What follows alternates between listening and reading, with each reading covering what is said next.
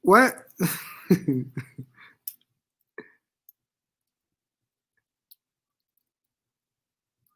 Why? Welcome, guys. All three of you, two of you, three of you. Imbiza. I-lockdown ke le manje. Siyo le i-lockdown. Nikwe nguSifiso Nene le. Baphethe nge-2 liter.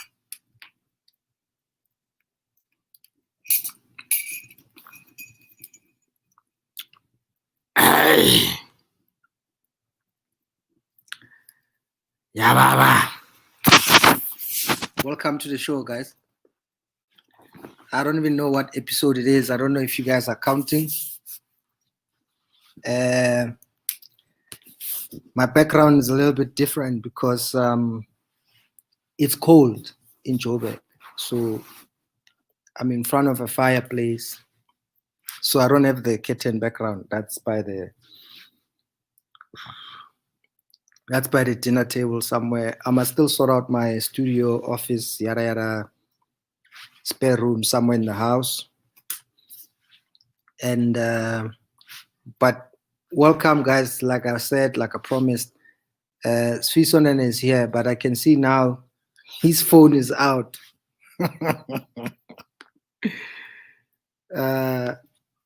He must unmute himself wherever he is, but he's here. We spoke earlier. Thanks for your patience, guys. I know Saturday we had a technical glitch. Probably my fault. I don't know. But I sorted it out with StreamYard.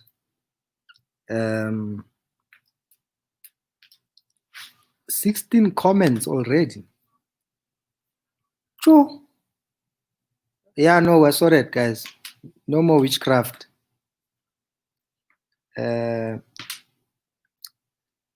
I don't even know if I must ask StreamYard or I must ask Facebook. Guys, this comment comes on my show every single live I do. This is the first comment that comes on. I don't know who this person is. I don't know what they want. I don't know why they keep posting the same thing over and over and over and over and over. But this is not the first time I'm seeing this comment. I don't know if you guys have had time to read it. It was like a dream when my husband and I were together for 4 years, and it's been 1 year since we separated. I still love him, but somehow I feel it's unfair why I love someone who obviously doesn't love you back. I've prayed and prayed for all these years and nothing. He's still with his new girlfriend whom he lives with, but it doesn't mean I have to look for help. The first week after the breakup, I was on my knees praying to get help. I used to SMS him, but no response. Call him, he never picks up. I don't know who this person is. I don't know why they're sending this message. Hopefully they're not a danger to anyone or to themselves.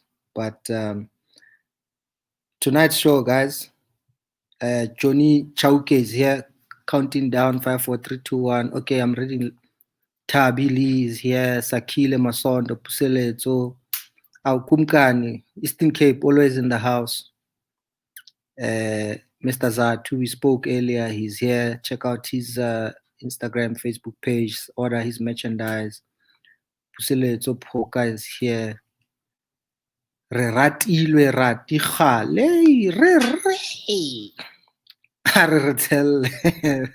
Ratiokari, it's your first time here.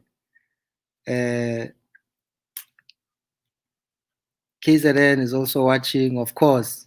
Got Sifiso Nene in the house. Neville Naidu is here, right? How's it? Sakile Masondo, Ernest. If it's your first time, guys, let me know. Welcome to David Cow Live. If it's your first time, it's our 3rd week or 4th. I think we're starting our 4th week, but let's call it our 3rd week. Yes, we're back. No technical dishes, no witchcraft. I must just focus. Ratile, is it your first time here? Bizan tate wa Mosotho. Bizan. No, guys, there's many of us, trust me. But guys, welcome. Let me not waste your time. If you're not yet subscribing to my channel, please do. You can see I've been hooking things up here. Subscribe. We've got banners here. We've got tickers. I'll bring it back. We've got things here. We're getting there with this stream here. Don't. But welcome everyone. If it's your first time, let us know. Swaziland is in the house. Hello, Sandra. Lesotho is in the house. First time for Bonang, you're welcome. Desmond Moloto is new, you're welcome. Mtwa is somewhere in the States, so I think it's 4 p.m. or 3 p.m. for him right now. Eric, it's his first time. Mtwa is lying, he's been here every night. Fanny's here every night. Twaro, Itumeleng. Yes, everyone is here, guys. Botswana is in the house. Cape Town, Eastern Cape. Jalen's Poetry Machila. Jalen, maybe we'll send you a link later on so you can join us. But everybody, let me not waste your time. Our guest has been waiting. His data is charging like petrol in a Range Rover. So let's get the show going, ladies and gentlemen. Oh, let me show off my other banner and my other works, guys. Ladies and gentlemen, please welcome the one and only, one of the funniest comedians I know, and one of the most progressive comedians I have seen with my own eyes from 11 years ago or 10 years ago when I first saw him, and to where he is today. I've literally seen the difference from just a comedian waiting for gigs to a guy that I now sometimes call and say, do you have a gig for me? There's very few comedians in South Africa who give me a gig or can give me a gig. He's one of them, and he's definitely on the top of the food chain of those guys that are putting together their own gigs, producing their own shows, using their own money, taking their own risks, not waiting for anybody to come and save them or come and give them a job. All the way from Mpangeni, ladies and gentlemen, he won So You Think You're Funny, I think 10 years ago, or 11 years ago, or 12 years ago. I don't know. But in the house, the one and only Sifiso Nene. We're showing off here with our banners. This is the first time we're using this banner. So I'm glad that you are using it when I'm your guest. How are you, man? No, we're launching this banner with you, for you. I'm good. How are you, bro? I'm good, man. Just cold. That's all. Joburg is cold. And it looks like you're extra cold where you are. I'm not sitting in front of the fireplace like some people. I'm in mid-red. You are in mid-red, I'm in mid-red, but they're different levels. You're sitting in front of a fireplace. I'm sitting in front of the heater in a house that has no furniture. You know, in mid-red, bruh. Things are rough. Mark Nyewa, set the beanbag on fire. Bruh, get you in mid-red. And you know, in mid-red, you get the pure cold, like 100% cold, because it's unlike in any other suburb where maybe the cold is going to be blocked by a couch or a room divider. In mid-red, we have no furniture. So you feel the cold as it is, 100%. The mid-red one is unpurified. It's not diluted. 100%. It's the wind as it comes from outside. You get it as it comes, as it is. Yeah, man. How long have you been in Midrand now? Yo, bruh, when I came to Joburg, you came straight to Midrand. This is my 6th year. I can't beg. I can't leave Midrand, bruh. It's nice. It's convenient. It's quiet. It's peaceful. Yeah, it is. Yeah. I've been here, I think, for 12 years or just over 12 years. Yeah, man. It's nice. It's very convenient, especially if you're an artist. It's safe.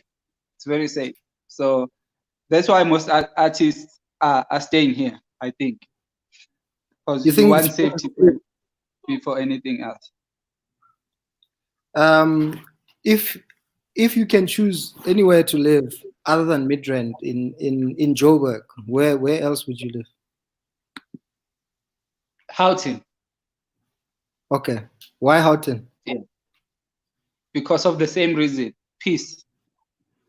It's so quiet, and it is safe.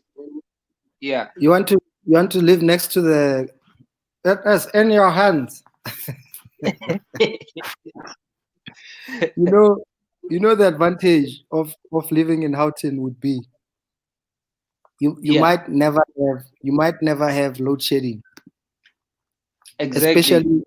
Especially if you are in the right square meter. Yeah. When Eskom was doing load shedding, there was that one danger when they send the load shedding guy and he's just like, I'm not gonna be the guy.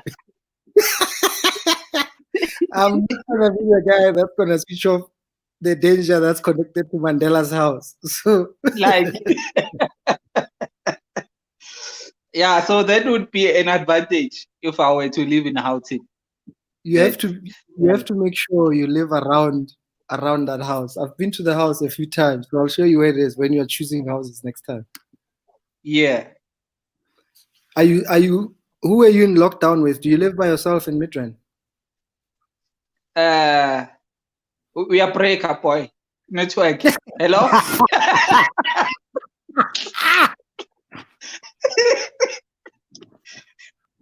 Angithi ushilwa idatha yami ihamba ngathi ipetrol kwi-Range Rover. Hello? Next question. So you were saying about Houghton? Yeah, Houghton is nice. Yo. Houghton is so nice. Like, I want to move into Houghton. Me, bro. Yeah. Who are your favorite comedians? Sorry? Who are your favorite artists, favorite comedians locally? Locally? Yeah. Obviously, you are one of my favorites. And then there's going to be... Oh, there's a lot, because different comedians offer different things on stage. So some people offer humor, some offer discipline, some offer stage presence, some offer, there are so many dynamics that different comedians offer. So I absorb different things from different comedians, and then I don't have one specific comedian. I enjoy everybody's comedy because everyone offers something different that I learn and grow from. So everyone, actually, I just love comedy in general. So I can't say this one is my favorite, this one is not. But I believe that I learn from everyone. So everyone really has something or an impact that they make whenever they perform or whenever I watch them. Sbonelo Pir. Show Sbonelo. Why am I alone now on David's channel? Did David just run out of data? Okay, this is interesting. David, you ran out of data on your show.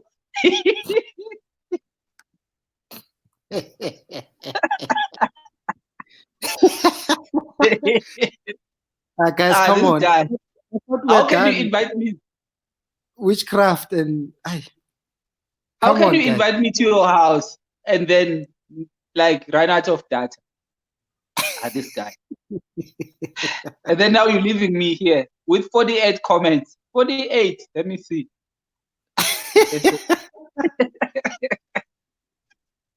Pistos is very wise answering that question. Who do you stay with? My brother. I can never disclose such confidential information who I stay with. It's Joburg. It's Joburg, brother, but you must never, for your own safety and for your own peace. You must never disclose. No, comrade, never disclose such information. So how has the 10 years been? Yo, bruh, 10 years, yo, amazing. I have learned so much in the industry. I have made so many mistakes. I've grown. I think my 10 years have just been full of growth and learning all the time. I've, like you were saying, I started off as just a guy who waits for people to book me, but then as time went by, I started putting together my small shows, and then from the small shows, then I went to the medium shows. Now I'm at a point where I do big shows as well, like about Carnival City or Goddard City, or any other big arena all over the country. So it's been amazing. So much experience, so much learning that I've got from the past 10 years. Been learning. What's the one thing you remember about So You Think You're Funny? So that, obviously that's the first time I met you, was the season 1 auditions at the Bat Center in Durban. Yes. I think 2008 or 2009. 2008. 26 September. Yeah. Yeah, you remember the date? Yeah. I do. What's your most memorable thing from that day? That day, bruh, when I went on to audition, and then I was so nervous because I had been preparing for the audition for a long time. You guys didn't know that, but I had been preparing since I saw the advert on TV that there's this show, they are looking for an upcoming comedian, blah, blah, blah, and there was money. The money was not really an issue much. Of course, I wanted money, but it was 100,000, yeah. The intention for me was to launch my career. So I was so nervous on the day, and then I performed, and then you guys said I should stop because I was so nervous, and you could tell. And you were like, do this thing the best way you know how. And then I relaxed, and then I killed it. And then I was the first person to get the ticket from Devon. So what I took away from that, which still works to this day for me, is do it the best way you know how, be yourself. So that's the most memorable thing that I took away from that particular day. Yeah. Yeah. So when you were auditioning, obviously you started performing in English, right? Sure. And did you think that was gonna give you an advantage, or did you think you had to? At the show, you think funny, or just generally? At the auditions. I thought that because I had been coming here to Joburg to do club gigs every now and then, so I understood the diversity of the audiences in the country, and then I knew that it was so important for me to be able to accommodate everyone. So I understood that in order to get all different audiences, the pedis, the Tswanas, the vendors, all the other tribes to understand what I'm saying, I needed to speak English. So I knew that was an advantage. And then obviously in KZN, normally we perform in Zulu or in Venek.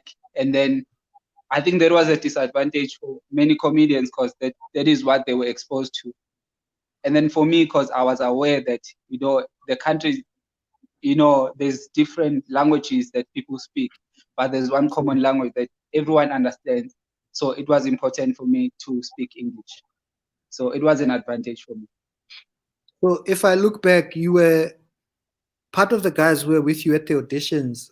I think Mondle Asham Zizi, I'm not sure if he was season 1 or season 2, Yeah, and Justice Kubeka. yeah. Uh, what do you think set you apart, not just at the auditions, right? Because some of the guys are still performing. They're based in KZN. Now and then I'd get a call from Justice booking me or trying to book me for one of his gigs. I've booked Mondle, Asham Zizi a couple of times in Durban. What do you think set you apart from the fact that you all started out together, and then you've obviously become a nationally known comedian? You're producing your own shows all over the country. I think it's, for me, I think what keeps me going, I wouldn't really look at it as something that sets me apart, because when I do what I do, I never have anyone in mind that, oh, I'm setting myself apart from these people. But I would say what keeps me going is the hunger that I had at a time, to always try and become a better version of myself in anything that I do in life. So that's basically has been my motto my whole life, that whatever I do, I must do it the best way possible. And then, for me, it's about becoming the better me, and not becoming the same person I was 10 years ago. So there must always be growth. I must always grow. So that has always been my motive. I think that is what, in a way, sets me apart. I've asked someone to join us tonight for a couple of minutes. Sure. So this was the creator of So You Think You're Funny. We worked together 12 years ago. I was his first friend in Johannesburg. Almost. but more than anything, when I need inspiration, when I need prayer, when I need motivation, he's a phone call away, he's an SMS away. I can't just show up at his house nowadays because there's coronavirus. But previously, when I used to tell people, when I have a jet and I have to pick a few people, because most private jets you can take 7 or 9 people, unless it's a really big jet. I always say this guy would be one of those people who'll always have a seat. And of all the gigs I've done, all the shows, corporates, deals I've made, this guy is the only person that's ever paid me the highest for any gig. And this was, like you said, So You Think You're Funny was 2008. And of course, my deal at the time came with my face being on 1 million Fanta cans, bottles, 2 liters. My face was all over. Ladies and gentlemen, please welcome the founder and CEO of the Allure Group. Puts up one of the best polo events in Johannesburg. You wouldn't think so when you see him, but he is all the way from Nkoankoa in Tzaneen.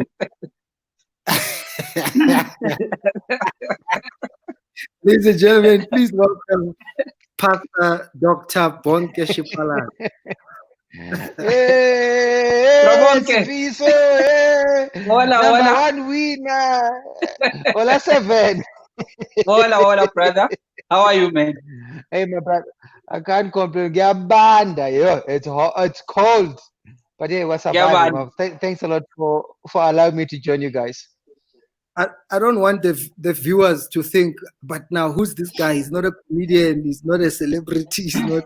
One guy's a big celebrity guy. He used to be on the Learning Channel. Hold on, guys. There's so many matriculants who have learned 1 or 3 things from me. They must give me 10% of their salary. Guys, I'm gonna try and summarize. There's too many things for me to say about Bonnke, but I'm gonna put it to you this way: the first time ever the Kardashians were in South Africa, hooked up with Bonang for a Brutal Fruit launch campaign promo. It was Bonnke Shipalana that pretty much brought Kim Kardashian and her sisters to South Africa. The Zola 7, Hola 7 starter pack with South Sea, where this man was paying Zola 6 figures every month for those starter packs. And I'm Yes, sir. talking years ago, years ago. You didn't know the person behind. Now you do. This is the face. Let me let me show them. This is the face. This is the face. Uh, He used to give Zola seven figures. Hey, Seven. spotlight Yeah. on me. 6 figures. Six. But Yeah. he gave me 100,000. Bravo. No, That's 6 figures. That's also What is 6 figures. figures? Well, Imagine kunjani na. 6 figures. It's the figures. Every week. Every week. But You know you're how many making- weeks But you're, are there in a you're made year? more money in the long term. Yeah. No, I'm So- joking, man. Bonnke, when you first saw Sifiso Nene at Bet Center 2008, his first audition Yeah. for So You Think You're Funny, did you think this guy is going to win So You Think You're Funny season 1, 100,000 and gets to perform at Black Song? You know what? The truth, and I've never shared this before with anyone else, but the truth for me about So You Think You're Funny was not necessarily about the winner, was about getting people an opportunity to be on stage, share their talent, build confidence, being judged by well-known, established comedians, so that they can have a confidence that, you know, if I can impress David, Tosh, and so and so and so and so, it means Nayole talent, and they can go and become the best. If you really look at So You Think You're Funny, you didn't need to become number one or the winner to actually have a career. Most of the winners or most of the people today who are doing well were not number one at So You Think You're Funny. Yeah. It's only Sifiso who was number one and continued in his career. Most people were number two, number three. Some were just in the top 10. Just being the top 10 gave them the confidence to continue in that journey and become the best in their career. So when I saw Sifiso, he came in there. ngesingezi sakhe saka standard one athi kwara kwara. I'm like, hey, wenzani lo mjita lo? Mess up a production mus. Hey madoda, hey kuzoba nzima apha. Hey ebona baba, phuma hamba sizokunika i-hour uzobuya ne home language material.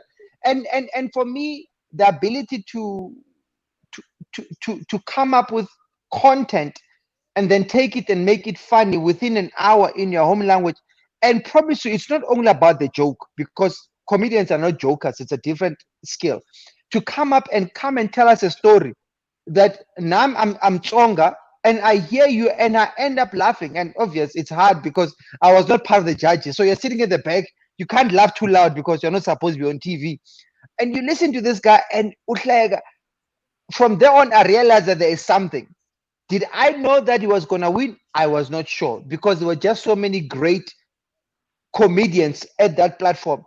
I think the one time where I realized, hey, there is something kulom chitalo, was when he went and did one of my favorite jokes ever in this world, the T-Boss jokes, when T-Boss got hijacked.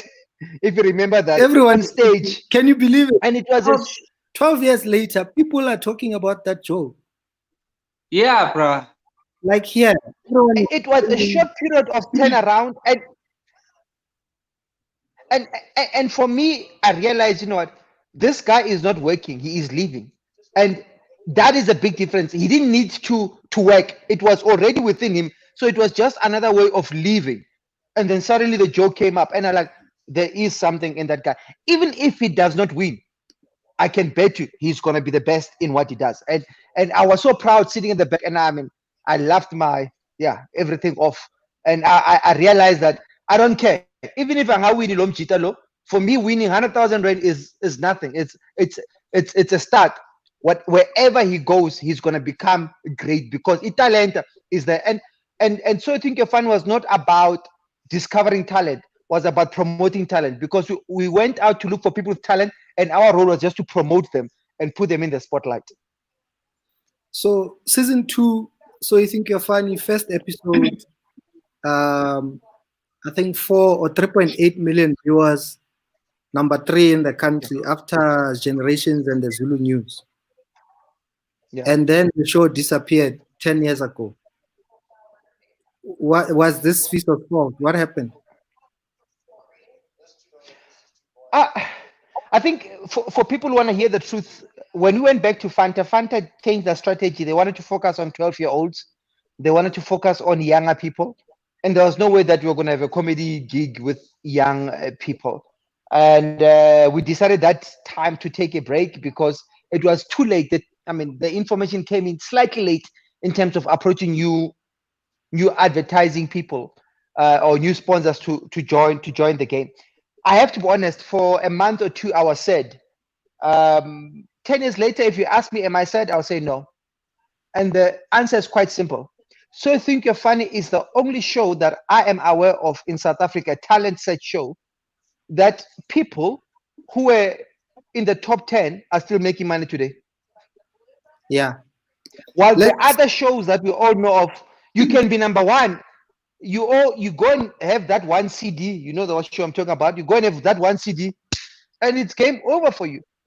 Today, there is no single big comedy show in South Africa that happens. I'm talking about 10 years later. That happens without someone from So You Think You're Funny in that particular show. So I am proud of what we came up with from zero, and I'm proud of the talent that was promoted, and I'm proud of how the talent did not depend on you, David, or me to make it. They said, hey, Lamajita opened the door for us as a Hambane, and then they went in and did their best. And today I get a call and SMS from Sifiso say, hey, thank you, Bonnke.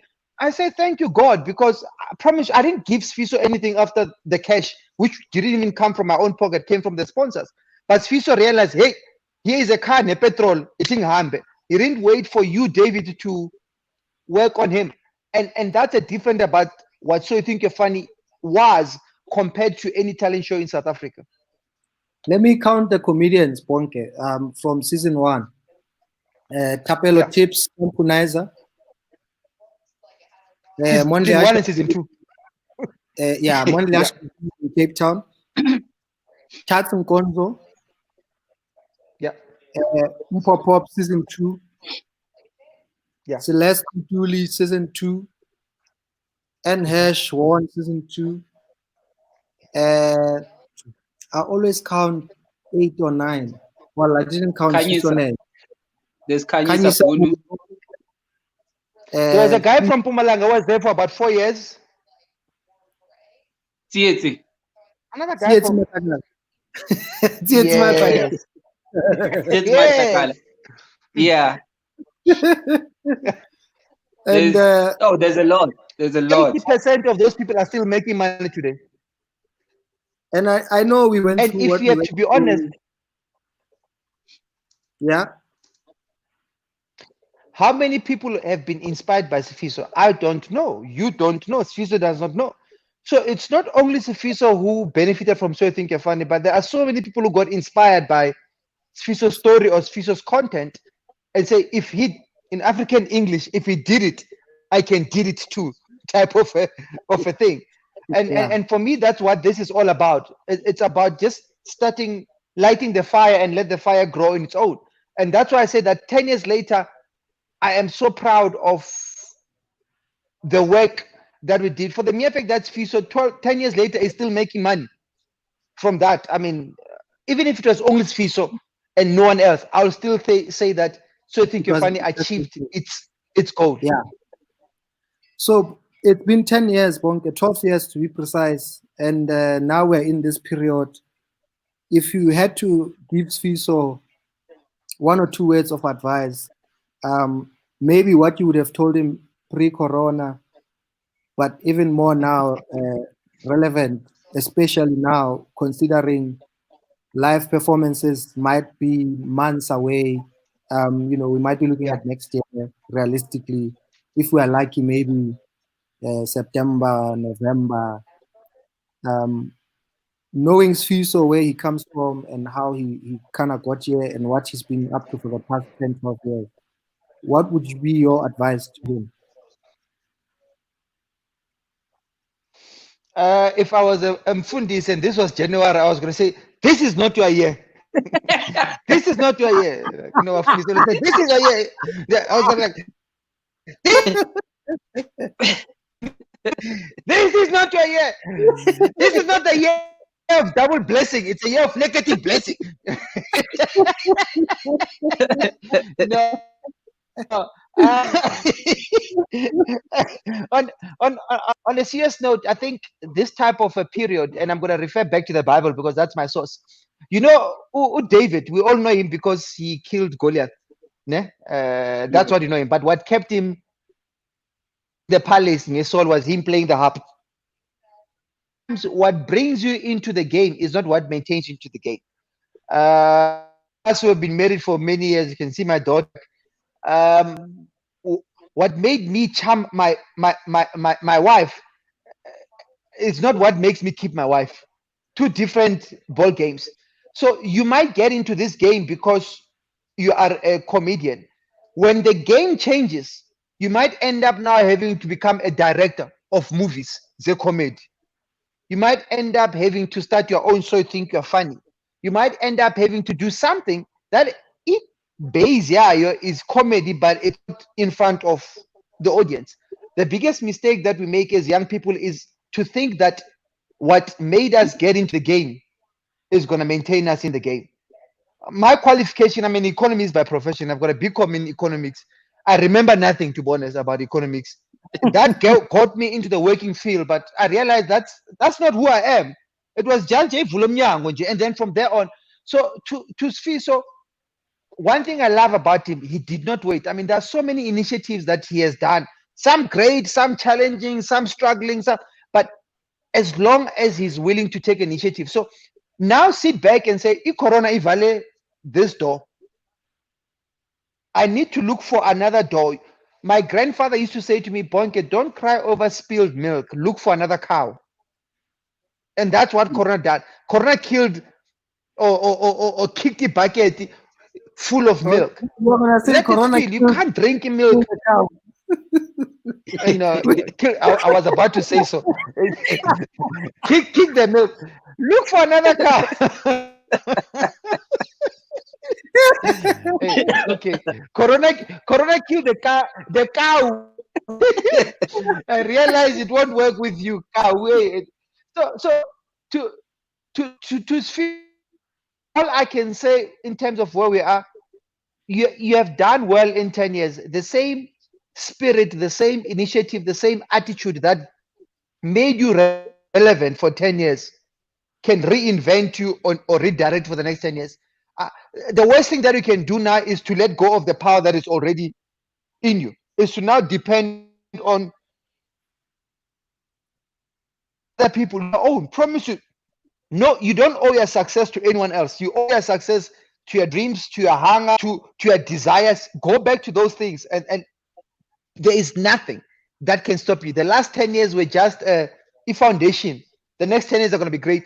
I get sad and hurt when I hear people saying Corona has killed their dreams. If Corona killed your dreams, then it was not a dream. It was a wish.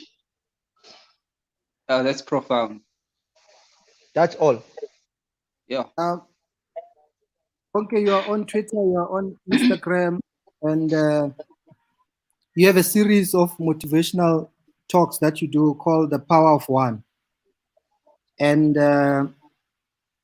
which is then some of the things when I started going to places and I would rock up somewhere and people would think I'm there to tell jokes, but I wasn't. I was there to tell my story.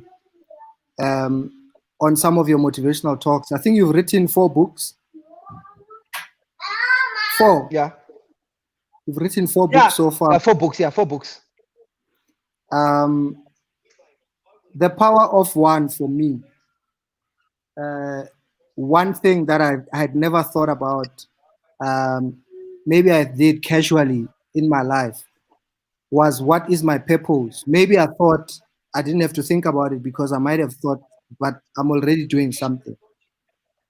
But the more you started talking about the power of one and people learning their purpose, is when I started saying to myself, okay, even if I was the biggest comedian or whatever, or the most successful comedian in South Africa, it can still 10, 20 years, 30 years later, I only discover my purpose was not to become a comedian or was not to tell jokes, and there's something else bigger.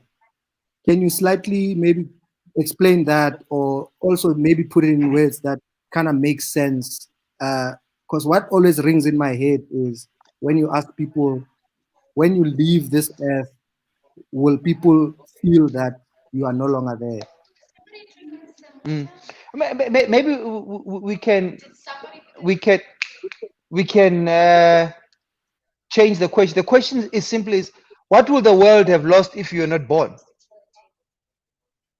If you were never born on earth, will the world continue? I can bet you that if David was never born on earth, I doubt if So You Think You're Funny would have been there. I really doubt. It was inspired by me and you sitting down one day talking over coffee, and you're saying that Bonnke, there are not enough black comedians in the country. I get booked, I get overbooked, and I can't pass a job because there's no one. I wish there were more comedians. And that's because I'm a business person. It sparked an idea in my head, and I came up with So You Think You're Funny, and you became the face of it. But if I had not sat and talked to you, I don't think that idea or concept would have been planted in my head. I don't know how many kids from KZN today are more positive about life because of Sifiso. So if Sifiso was not around, for sure there are quite a number of kids that he knows of that, or he does not know of, who would not have been where they are. So the main question that you have to ask yourself is, if I was not on earth, will the world continue? If the world will continue without you, it means you're a spare wheel. Uhlele there the back when you're only necessary, you're a biscuit. you only get called when there's a pothole, and you're used for 40 kilometers, and then Magbuisele there the back. You're not a player. You're sitting in the bench, and then they only call you when the referee says 2 minutes to go before the end of the game. At and then you don't even touch the ball. You just sweat. And you don't want to be that guy. You don't want to be the guy who gets called with 2 minutes to go, but again, just to run around now, which I was there, and then you take selfies to show your friends. So for me, that is critical. Number two, the power of one simply says that before you believe in anyone else, believe in yourself. Unfortunately, most young people today believe in network, believe in connection, believe in underground brown envelopes. Those things don't last. Believe in yourself. One thing I respect about Sifiso, and when I used to do lots of talks, I used to say, I'll never invite you to become a speaker at my event if you have never hosted your own event. Because hosting an event and talking at an event are two different things. Being invited as to be a comedian at an event and doing your own event, two totally different things.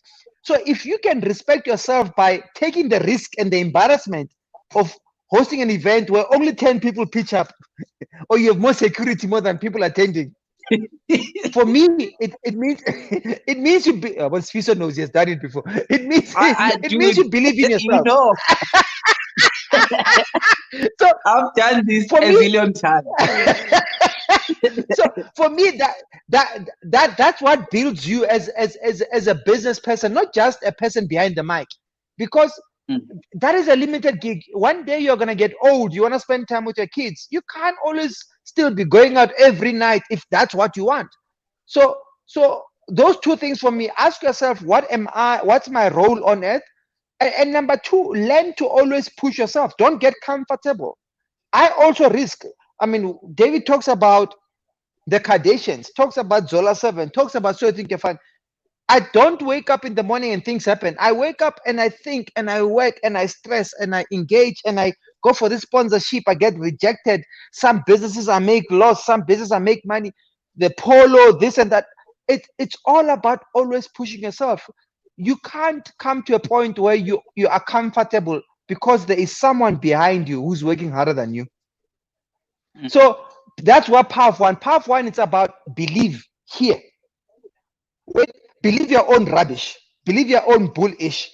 Believe that when I stand up and I crack this job, if you don't believe it, delivery will tell the people that you don't believe it, and no one is going to laugh at you or with you. Yeah. David is David, you are now and he's muted. talking. my children. There's a squad behind me because we're still working on the studio.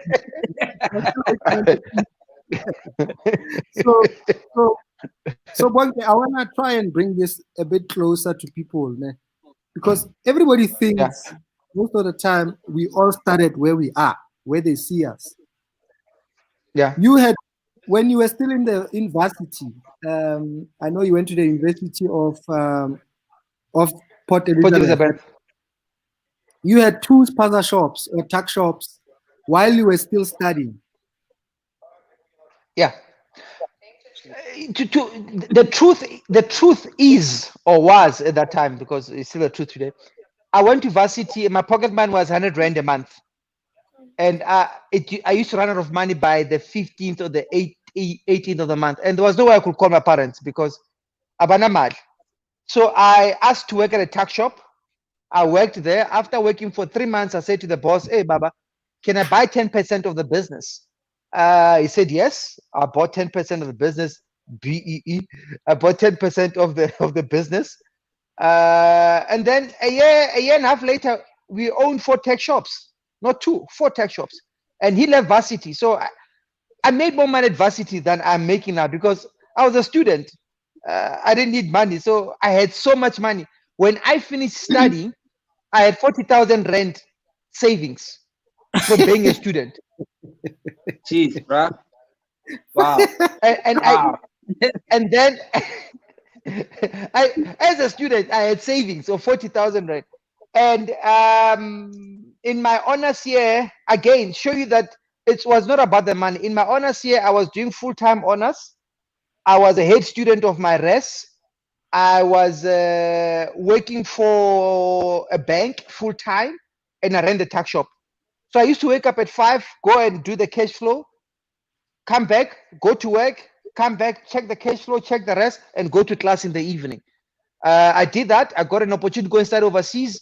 I had to pay 52,000 rand to go and study overseas using my own money. I took all my money. I went overseas knowing that I don't have enough money. When I was in overseas, I ran out of money. I was in Sweden. I started a business in Sweden, made so much money in Sweden that I was able to travel the entire Europe.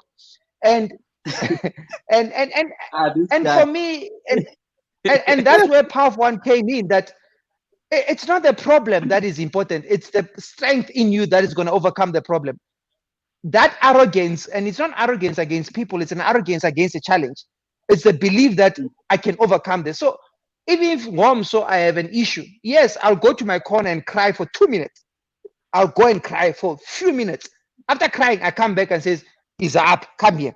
Let me show you." And I have won most fights, not because of my skill, but because of the confidence that I have in myself. And the confidence is not arrogance, is not word.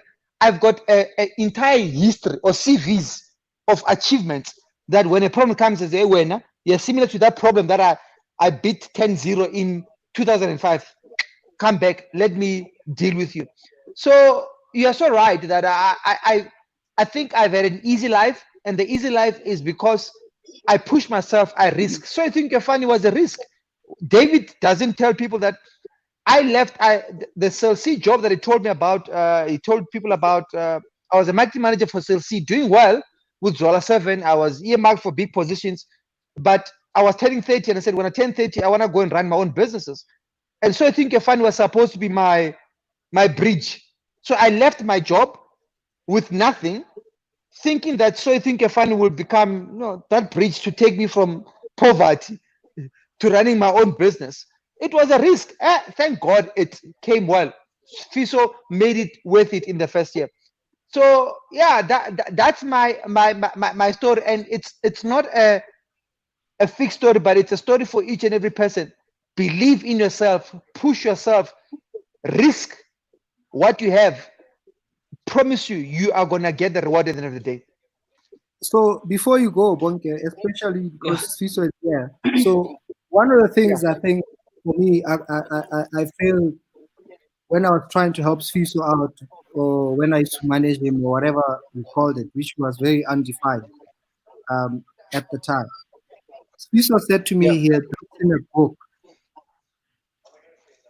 but I didn't know, or I didn't handle it the best way I could.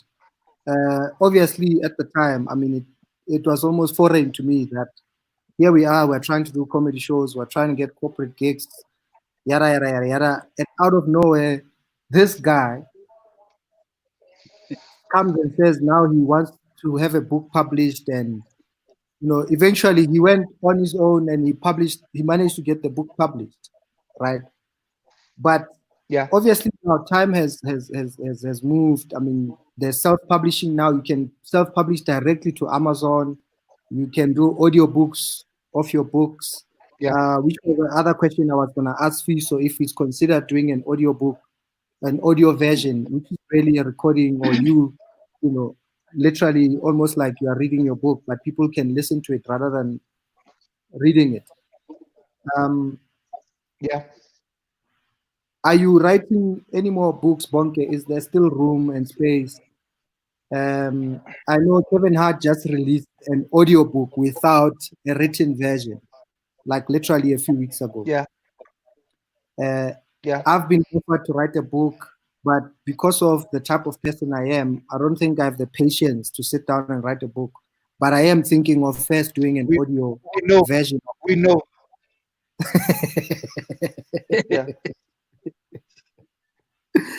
So Sifiso, maybe talk a little bit more about the book, and then maybe Bonnke can advise or can reply.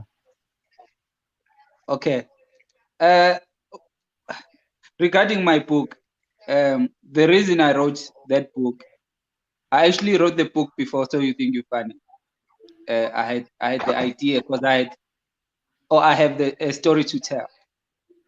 And then So You Think You're Funny came, then I had a nice conclusion of the book, because it was just a story, same story, but then it didn't have, I almost said it didn't have the happy ending.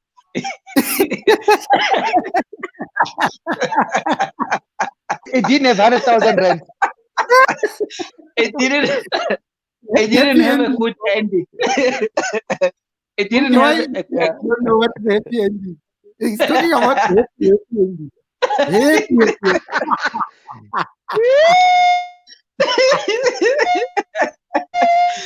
So they are breaker, guys. Network. So it didn't have a good ending, a great ending. So when So You Think You're Funny came, and then I won it, I was like, aha, here's the conclusion of my book at a time. And then, so then I won the show, and then I put together a show, and then I came to David. I was like, yo, bro, I've written a book. Can you help me publish? Obviously, David was not familiar with the books or how to publish and whatnot. But then because I wanted the book to be published, and then I went and published it myself, self-publishing.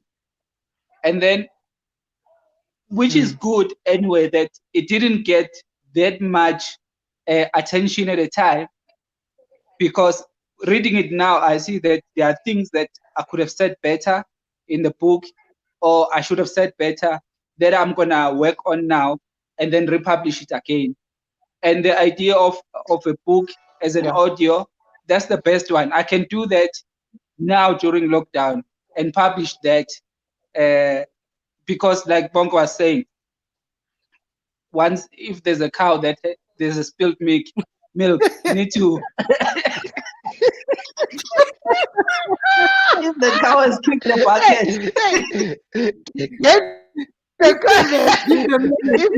If the cow is drinking the bucket, and the bucket is water and milk. And milk. Oxala, there's milk and there's a cow. Give the man a fish.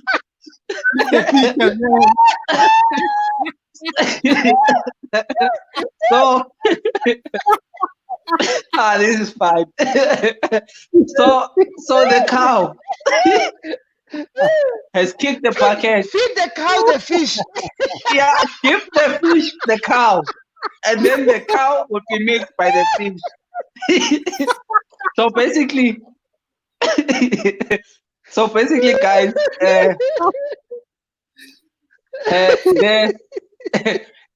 this idea of the audiobook, the audiobook.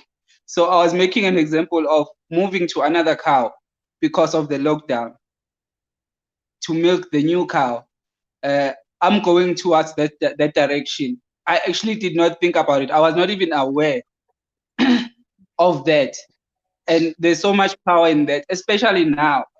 Now that we don't have any source of income, and I have a story, a good story.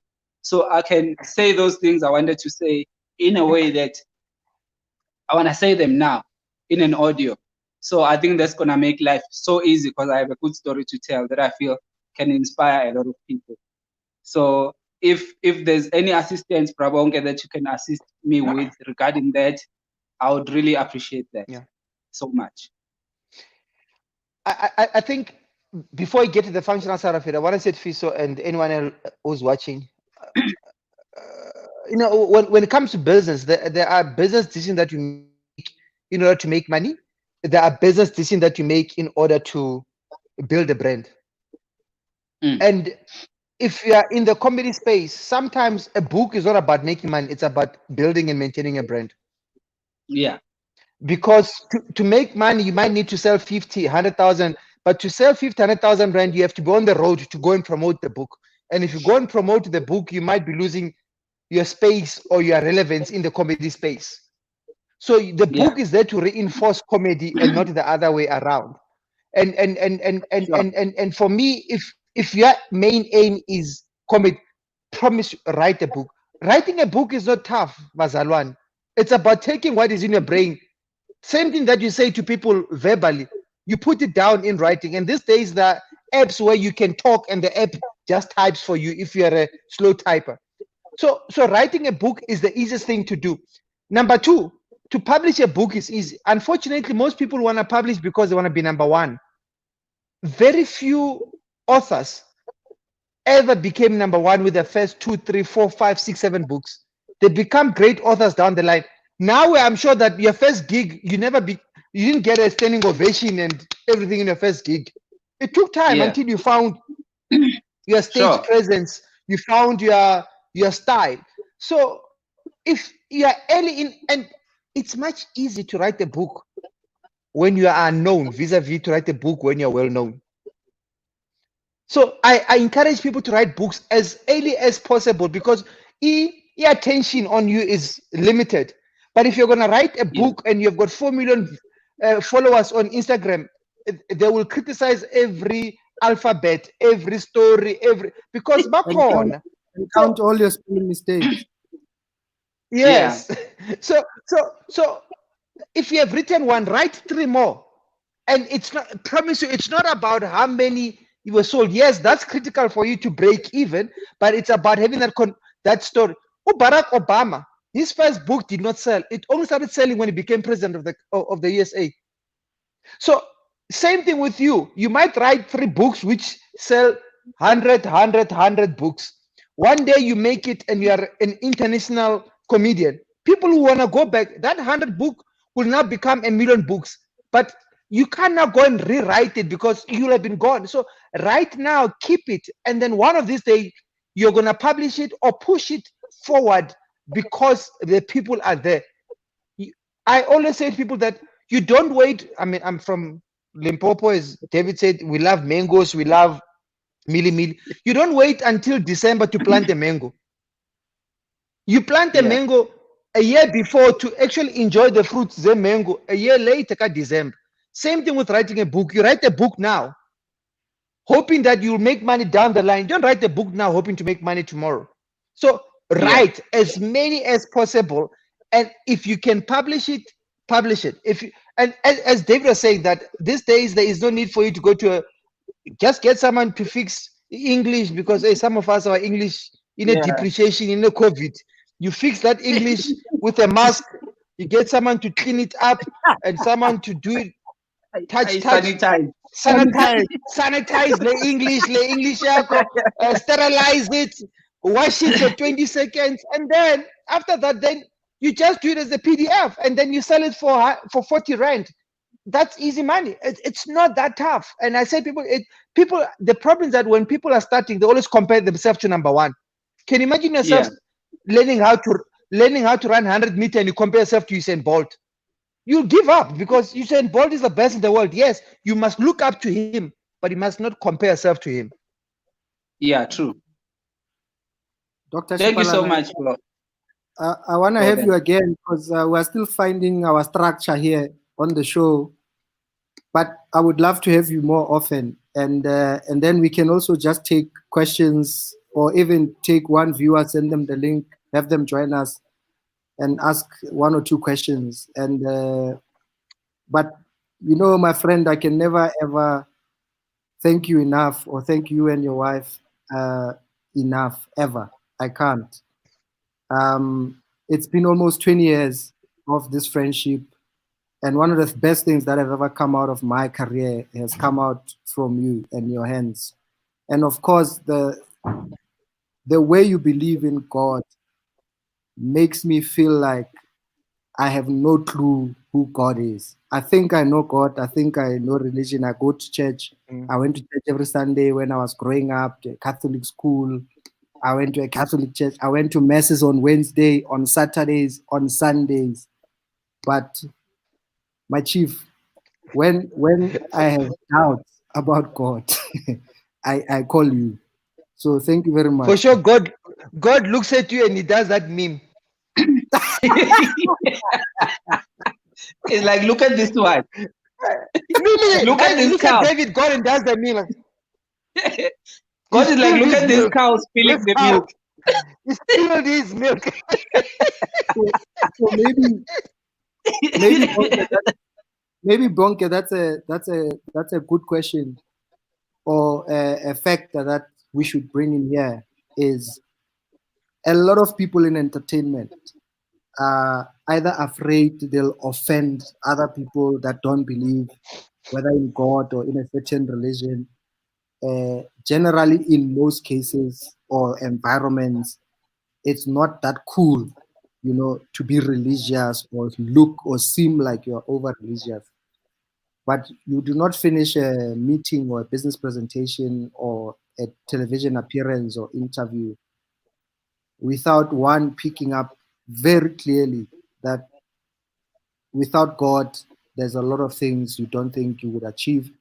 Or you'd even say to me, Yamana, I pray to God this year, I want to donate 2 million rand or 1 million rand, and that being 10% of your earnings, which basically means you are intending to make 10 million rand, but you are putting it out there and you are saying, God willing, this is what I'm going to do. That's not, I know that's not easy. I think number one, I'm lucky that I grew up in a faith-based family. So my foundation is there. You can sit and debate with me, but hey, that's how I grew up and it has worked. So unless you can prove something better, I am happy with my experience. That is one. Number two, I never promote myself, as David was saying that. So you think you're funny, Hola 7, brutal fruit. I'm in the background because that's what I'm good at. I'm a good director. I'm not a good actor, and I'm not gonna sit and compete with the actors because they are great at that. I am great at thinking and strategizing and coming up with a concept, and that's what I'm gonna stick on. So you stick to your line because that's where your talent is. Can you imagine Caster Semenya now trying to compete with Comrades Marathon? She's a good runner, but she's not a marathon runner. She's 800 meters, but not. So you stick to your line. Last but not least, I strongly believed, and I had to place it in my head all the time. I strongly believe that if it's God's will, it's God's bill. Yeah. If it's God's will, It's God's build. If God says, Bonnke, do this, I must not worry about the stress around it. Yes, it's going to stress me to do it, but the financial side of it, God is going to do it. There was no way at a young age that my mom will actually, if I was 10, kids these days don't do it. If I was 10, my mom would say, go buy bread and not give you money. If my mom says, go buy bread, but don't need money to go and buy the bread, because they know my mom knew that I don't work. I'm still 12 years old. So when God gives you a task, He is bound to give you the resources for that task. He won't give you a task and not give you the money to do it. And that has been my belief and my focus. I strongly believe that everything that I have achieved in my last few years, I'm 42, in the 42 years that I've been on earth, is because of God. And I always give praise and glory to Him.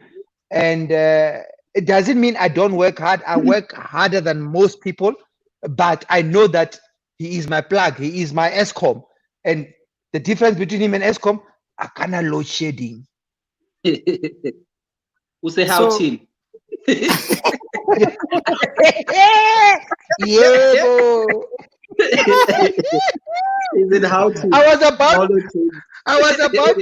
about to show Sifiso the fireplace, but hey, in some shaya as in the fireplace, Sifiso as it. Warm. No, okay. Someone asked, "Are you at Maponya Mall?" What do you know about the mobile fireplace? A mobile fireplace. There is a fireplace. You can see the fire. I've got a mobile fireplace. I haven't seen 2 bar heaters in years. This is not two. This is one. That is the two.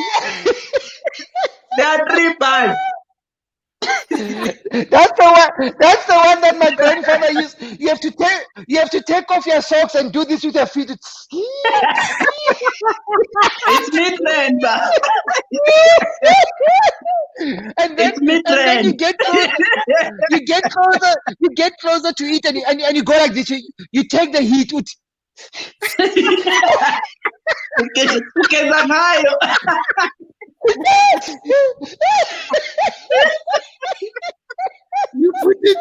You have to put it in front of the bathroom. If you're more than 2, you have to keep on swapping.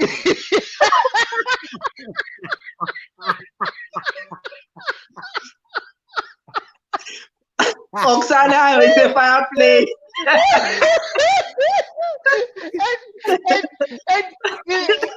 So if you're more than size 10, if your feet is more than size 10, only 8 of your toes can actually enjoy the fire at the same time. The other 2.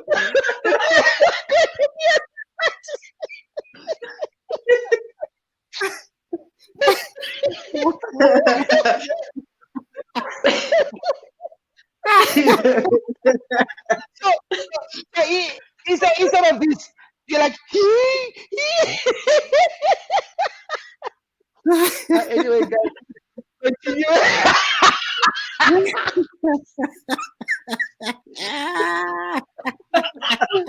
Okay, bye-bye. Yes, David. Sifiso must draw a fireplace on the wall and put that heater in front of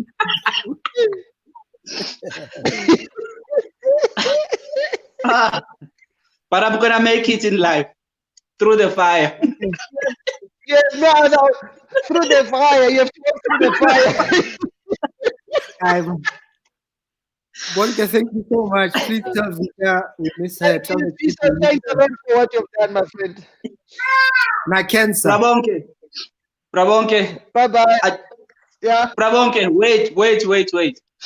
I just want to say thank you, my brother, for creating that platform. That's So You Think You're Funny. Yeah. Thank you so much. Not only did you change my life, but you changed, the perception about, you know, a typical rural boy coming into a big city and making it big in life. So if it wasn't for, I think God will always use other people to show his power. I think God used you to showcase his power through me. So I want to thank you for that. I will forever cherish that, and I'll forever be thankful for that opportunity or for that thought that you guys had with David. I honestly, I wouldn't be where I am today if it wasn't for the two of you guys. So I always say thank you all the time, you know, but this is a public platform. I've never had this opportunity to tell you in person like this, that thank you. I I have no words. I don't have enough words to say how thankful I am for that thought, a simple thought that made my reality, you know, something I did not even imagine. Thank you so much. Yeah. E-wallet will be much appreciated. We thank you. Where is your breaker again? Network. 0, 8, 3, 4, 6. My I'll 3-year-old finish fireplace instead. I'll finish fireplace instead. Yes, I thought you were holding a PS5. My 2-year-old locked the other 2 kids in the TV room. Really?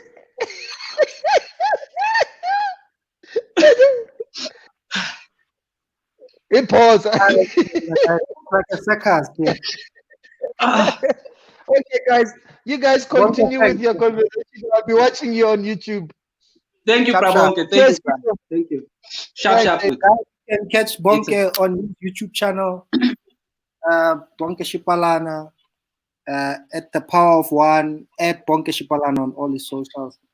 Sifiso, thank you so much, man, for all those words. You know, sometimes you see it through other people how thankful you are of certain people in your life. Sure. So we don't all get to say people like Bonnke in our lives. And there's a lot of people like him. And you know, for me, he's literally one of those people I always wish I could share him, or other people I know knew him, you know. And sometimes that's all it is. You don't have to get anything from a person.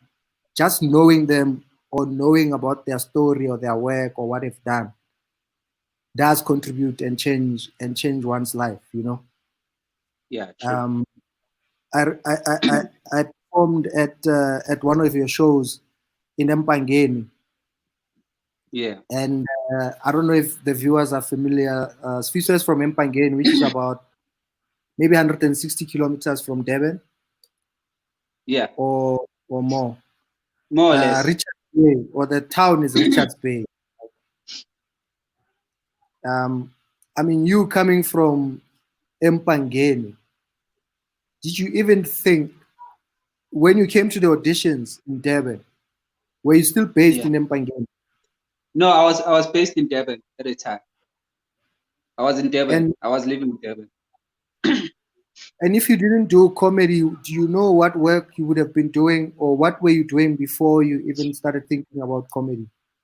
Okay, I was working in a firm, in a warehouse. We were making parachutes. You know, the skydiving. I promise you, bro.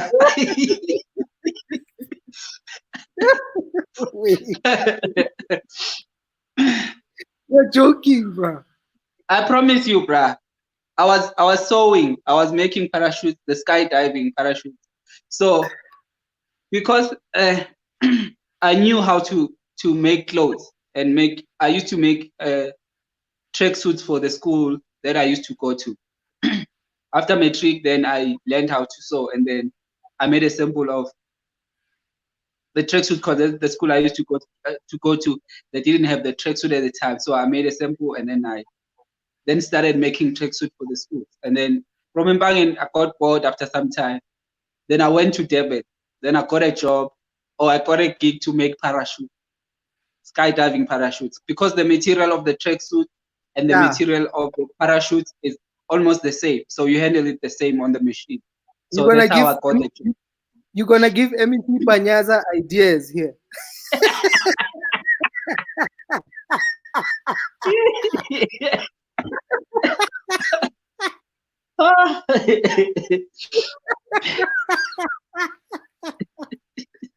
So you used to make parachutes, bro. Parachutes, yeah, skydiving parachutes. I used to skydive, bro. When? I used to skydive. Yeah. To test your own product.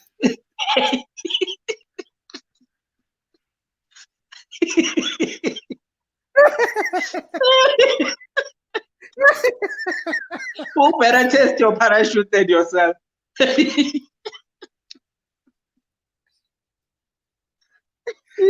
if there was a factory fault with one of If you die, you die. You know the term, if you die, you die. If you die, you die there, brother. So there were no factory faults. More than 12 years ago, you used to... Yeah, I was not testing... So we would make parachutes. So there are inspectors that they would inspect the parachutes, check if it's in a good condition. Can people use it to fly or skydive? Then every once in a while, so we'd go to, skydive for fun because we were making the parachute. So we were quite curious. Why do white people like this thing so much? Why are they skydiving? So then they would put us on a plane every once in a while. So we'd skydive. So I actually enjoyed that. It's actually nice.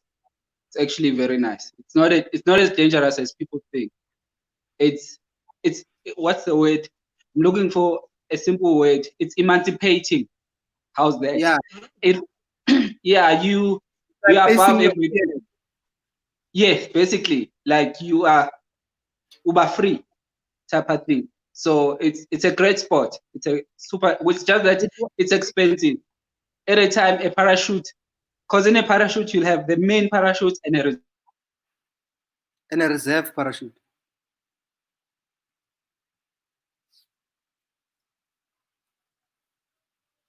Hey, baqadile macheria a singile a. Ba ketchang banna mo di live.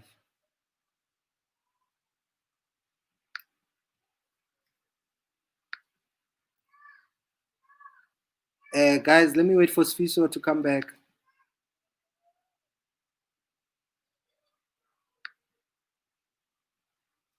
I'll let you guys know when Sifiso is back, but in the meantime, let us let him go and test his parachutes.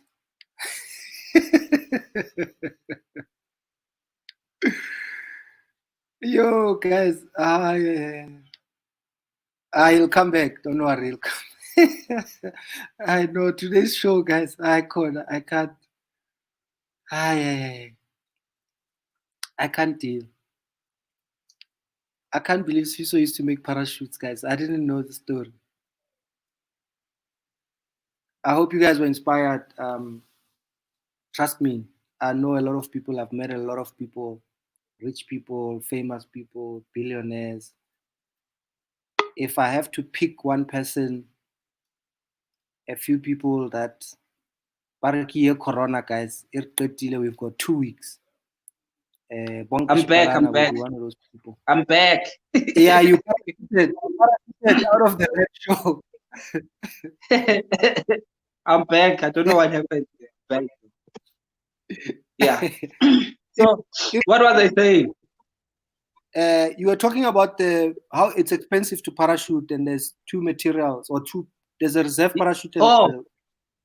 There's the main parachute, and then there's a reserve one. The main one is the one that you take out first, right? And then the reserve one is the white one. So whenever you see a white parachute, it's a reserve one. It means the main one did not open, or it was faulty.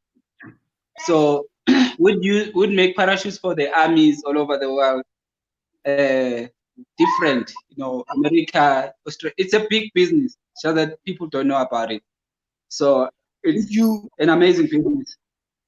As an alternative, would you invest money in it? Would you ever consider it as an alternative business to put money or invest? Definitely. Do you know how much a parachute costs, bro? A normal parachute, that one, That thing at the time costed 25,000. 25,000, not the reserve one. Yeah. The reserve one is more expensive because it opens fast and in a closer distance to the ground. So they will probably at a time was 30 grand. So now you're looking at, I don't know, maybe they are 60 grand a parachute. So different armies all over the world, so they will order and then we'll make them for them. It's a hush business. Yeah, because I'm sure it's owned by very few people, that are just creaming it by themselves. There are 2 companies in South Africa that make parachutes. They are both in Durban. I was working for one of them. Just as dude. There are only 2 in the country. Yeah. So now you've got it's the parachute business. Can you rent a parachute if you just want to jump once or twice or once? Yeah, it's 10,000 to rent. Yeah.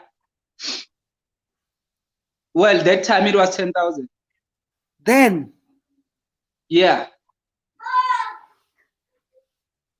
Yeah. I'm telling you, bruh, because when you jump off the plane, so because the wind, and then there are strings that are holding the parachute. Then the wind sometimes damages the parachute. So we need to fix it again over and over. So it's it's a deep thing. Let's talk about comedy.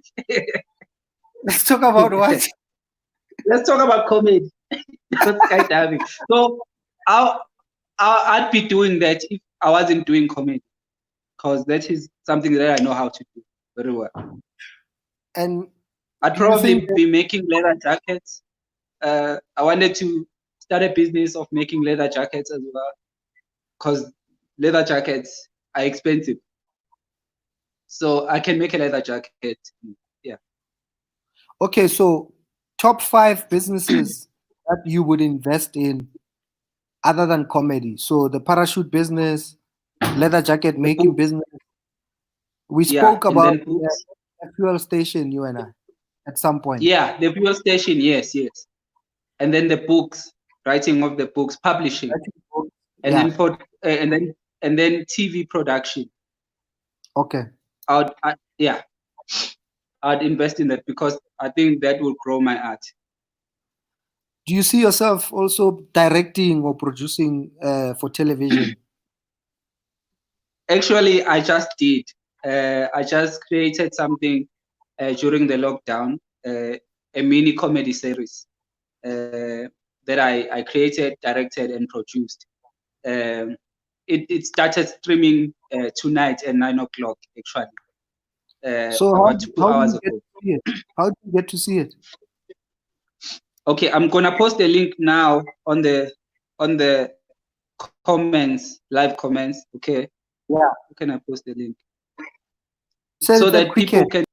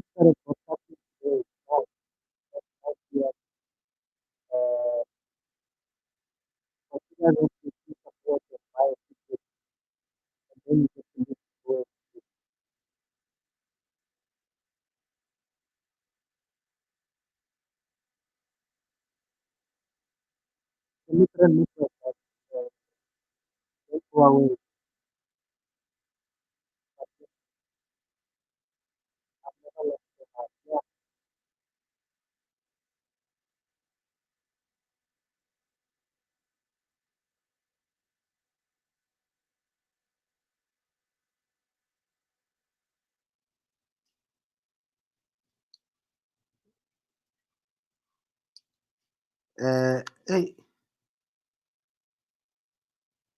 Lenkomo isiyenza impahla.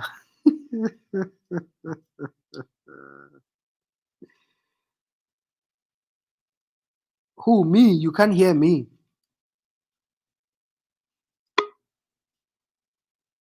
Awa banna. Eba lo iba remelletse ka sheko. Yes, they are lawyering us. Hi. They are lowering us. I was about to post the link. Seposwart has posted it. Is that the one? Okay, here. Bonnke. I'm saying Seposwart has posted the link. Okay, let's see. Is that the one? Watching. I have not seen the link yet. It's on the screen. Okay. Oh yes, this is it. This is it. So yeah, this is the one. I just posted it as well.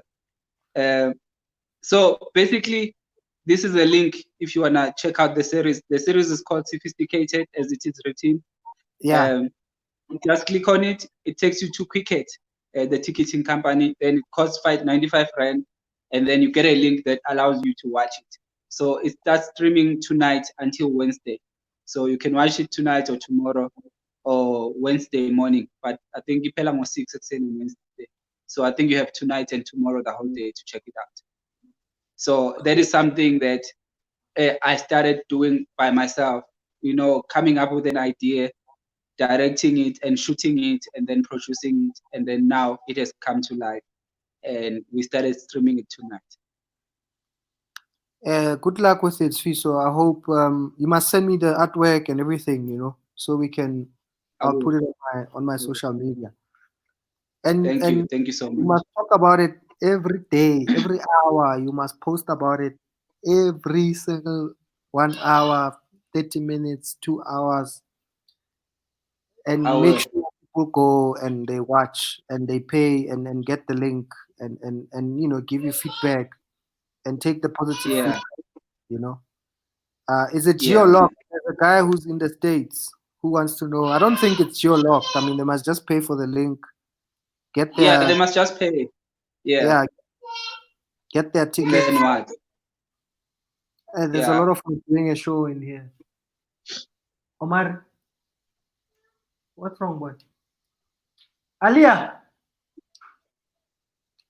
Hi, I'm surrounded by people here. I see. Yeah, no, I think even people overseas can just get the link. And, just click on the link. Buy a ticket online from Quicket, and you should be able to. Then watch. Yeah. Yeah. Who are your favorite international comedians? Chris Rock, Dave Chappelle, obviously, and Cedric and Steve Harvey. Yeah. I know before the lockdown, we spoke about going overseas or doing some shows overseas. Yeah, man. And is that anything you want to talk about, or it's of course, man. Yeah. Yeah, we can talk about that because that's my plan. This year the plan, because last year I had a plan to come up with a concept, a great comedy concept that I can live off because I had been doing so many things, so many shows. I needed something sustainable, so I came up with that combo concept about 2 years ago, and it works. So then now that I have something that works in SA, then I wanted to go and test waters overseas, in America, and see if whatever, and see and try my luck and see what can happen. If I overseas. No, I haven't. I haven't performed overseas. Even Lesotho. I've been to Botswana. I've been to Swaziland. I hope that counts for something.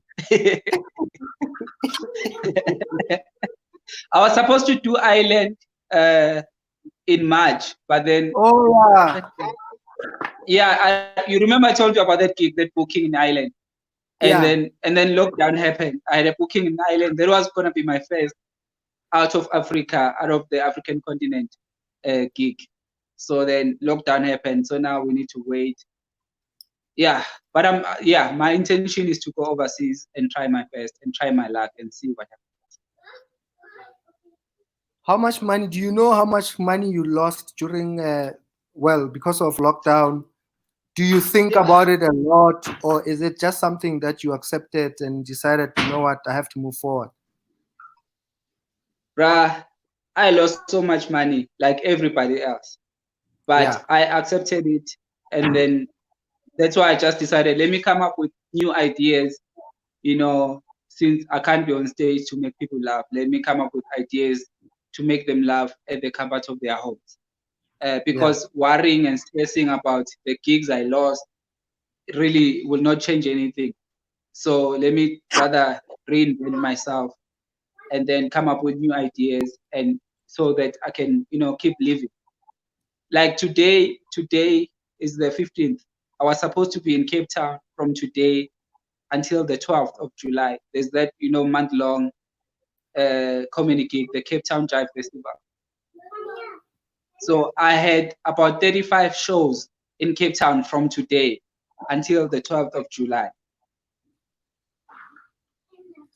35 shows from today Yikes! alone. I'm not counting from March till now the gigs I've lost. I'm counting from today.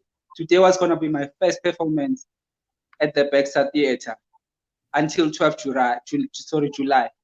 That is Yeesh. 35 shows, right? 35. So you can Six imagine figure. how much. Six Right? figure. I would have bought a fireplace.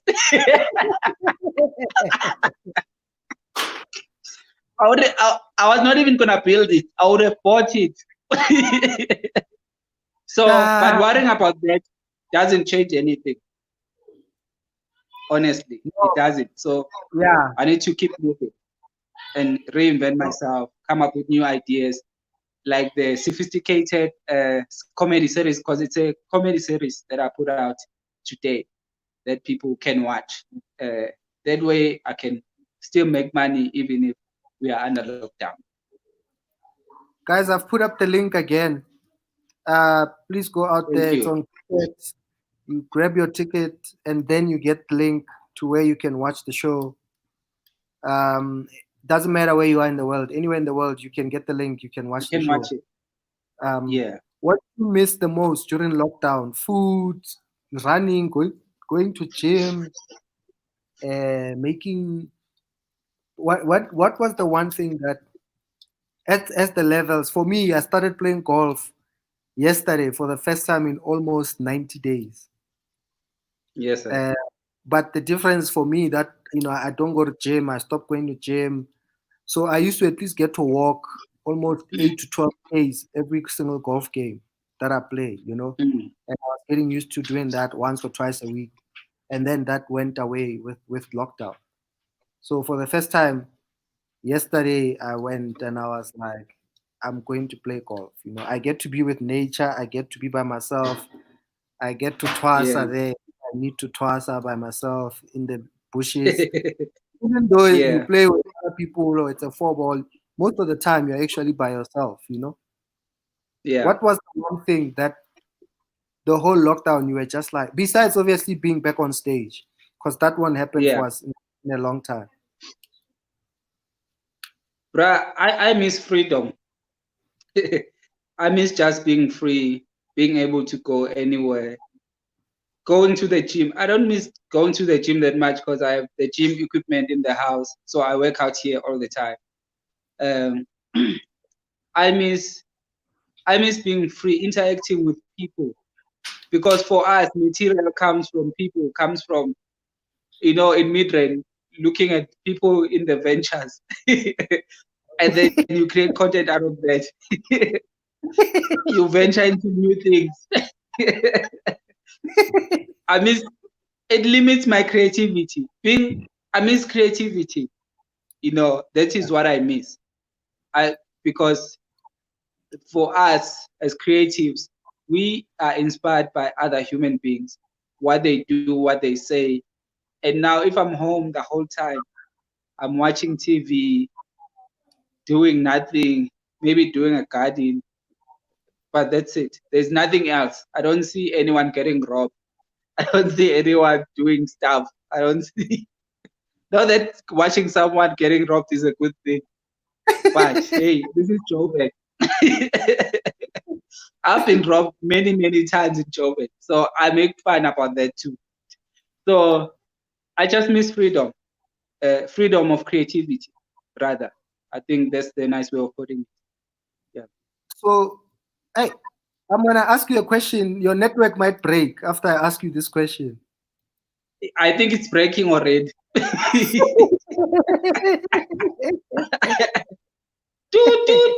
I see the question already.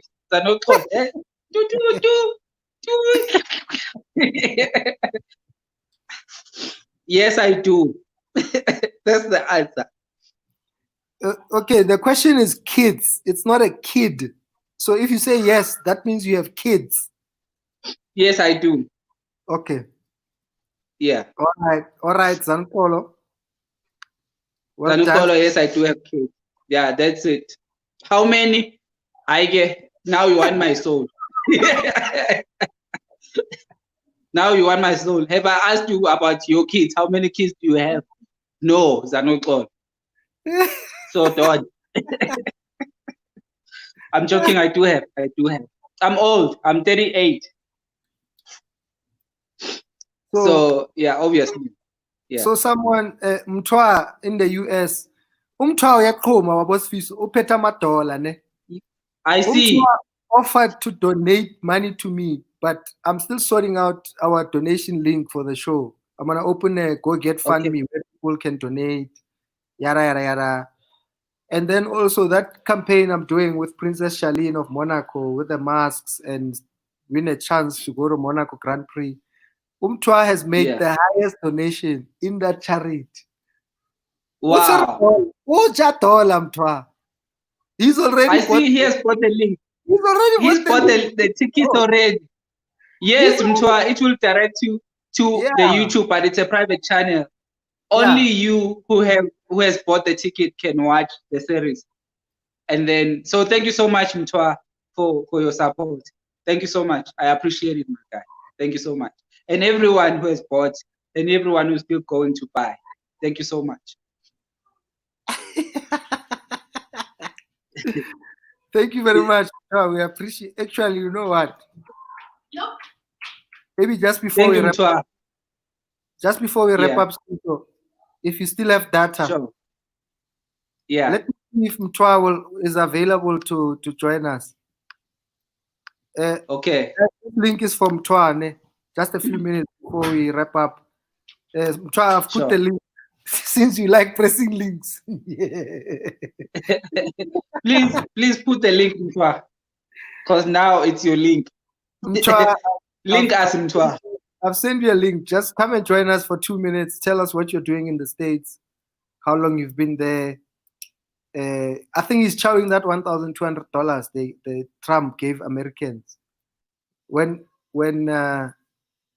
CR gave us 350 rand each, Americans are getting $1,200. So clearly, Mtwa is got a plan for this money. Mtwa, press the link, come and say hi, and then we wrap up the show. Yeah, your data also wants to leave, Chief. I'm still here. So please don't sleep with the heater on. No, definitely not. I'll never. Rather switch to the water bottle, the hot water bottle. I'm gonna switch into the fireplace soon. Please, guys, leave me alone.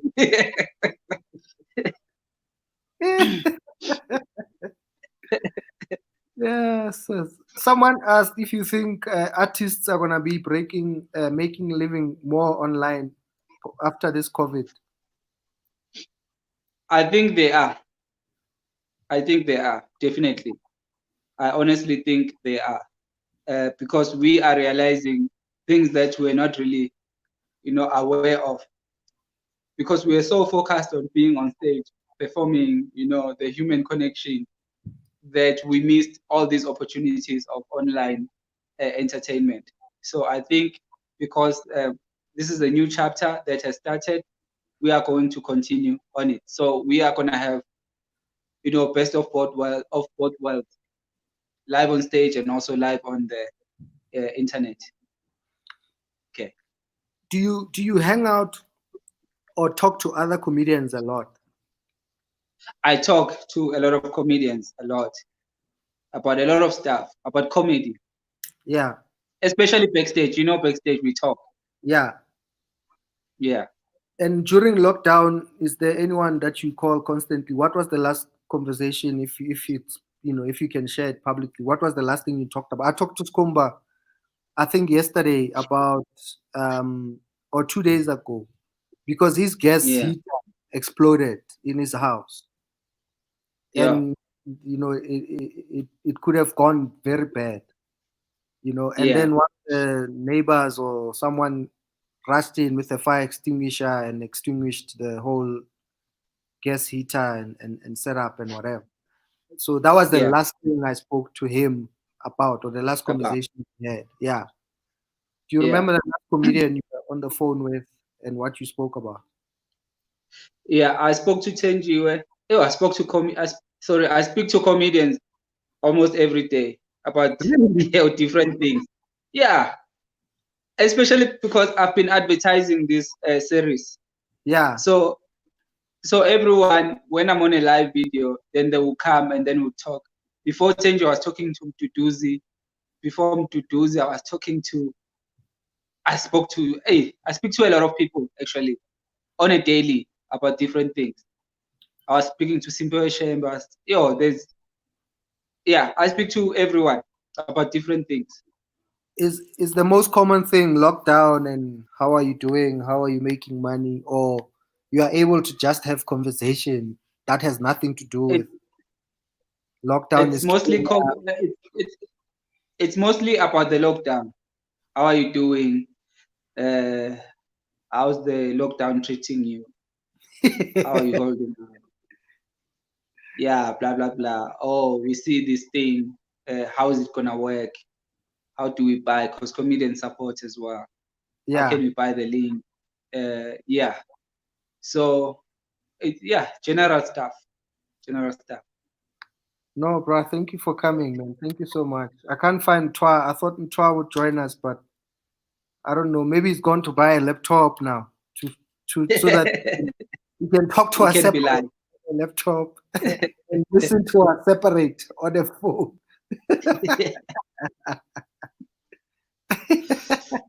No, man. Thank you so much. Thank you for having me, and thank you for always checking on me, and for being there throughout the years. Because I always ask you, even about this series, I was asking you about the credits. How do I credit people for the footages? You advised me. I spoke to Bonnke as well. He advised me as well, because I'm using the footage from So You Think You Fine. I'm using the footage from your taxi ride that I was acting on. So thank you, Njay, for not giving up on me, because you could have just said, our year is over, managing you is over. So cheers. But you've always just, whenever I need something, you always there and you assist me. I want to say thank you for that in a public platform, because I always say thank you in private. Yeah, thank you so much. No, so thanks for coming today, and I'm just so happy for you, man. And I think today you broke a boundary. You might not realize. I know I've contemplated, and I've got a lot of things I'm planning, and I'm thinking of putting up my stand-up shows, looking at editing a Black Songly, putting it. Today, I think you've probably set a different. You've set a new standard and something else, which I know every other comedian is going to try and want to reach that. So, congratulations on that. Send me the artwork, the links, yada yada. I'll post it on my socials, and of course, tomorrow we'll talk about it again a little bit with my people here on the show. And ladies and gentlemen, please welcome Twa. He's all the way in the United States. He went to dress up. Yeah.